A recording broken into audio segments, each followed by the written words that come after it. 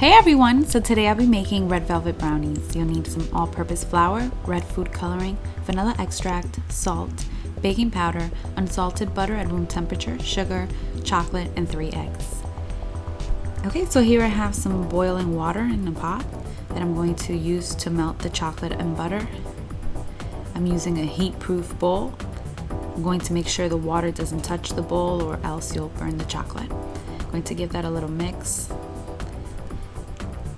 When the chocolate is completely melted, I'm going to add the sugar and give that a stir. And don't worry about your sugar and chocolate drying up. That's completely fine.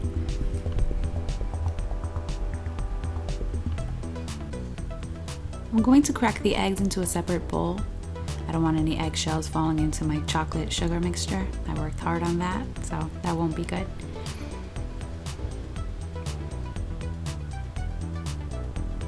I'm going to add 1 egg at a time versus adding all 3 of them, just because it's easier for me to combine everything together if I add 1 egg at a time, but that's just how I do it.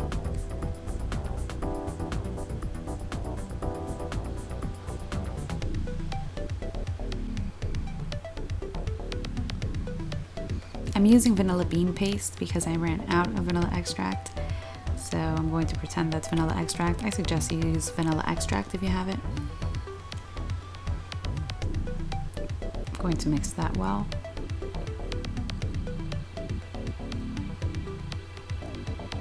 I'm going to add the red food coloring.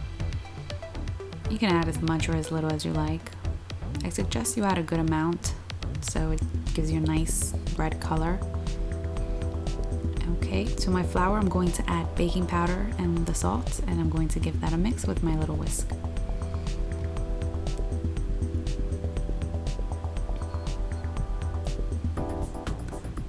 I added the flour a little at a time just because my bowl isn't too big to begin with, so I wanted to make sure I didn't overcrowd it. And I'm just going to fold it in. Make sure not to overmix. You don't want your brownies to taste cakey or probably even bread. You don't want that. So I'm just gonna give it a mix.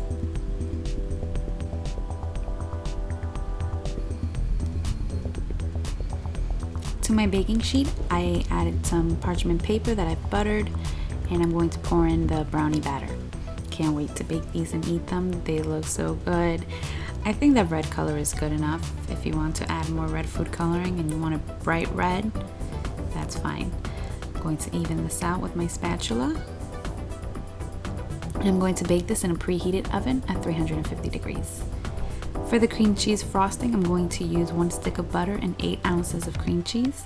And as always, the exact measurements can be found down in the description box below. So I'm going to mix that on medium-high speed. I'm going to add some vanilla extract or paste. And I'm going to add the sifted sugar, powdered sugar. I always sift powdered sugar just so there's no clumps in my frosting. And I'm going to scrape down the sides. The frosting is looking delicious already. If you find your frosting to be a bit too thick, you can always add a little bit of milk. I found my frosting to be perfect just this way. Also, if you find your frosting to be too sweet, you can add half a teaspoon of lemon juice. That should cut down the sweetness of your frosting. Okay, my brownies cooled for about an hour. You want to make sure that your brownies are really cooled, because if not, your frosting will melt. So make sure they cool. If you have any frosting skills, go ahead. I just frosted mine the easiest, quickest way. And this is how I'm going to cut them. If it was Valentine's Day, maybe I would have used a heart-shaped cookie cutter. That would have been really cute. But it's not, so I'm just going to cut it like this. By the way, this would be great with a cup of coffee or a glass of milk, but you guys probably already know that. I hope you guys loved this video, and thank you so much for watching.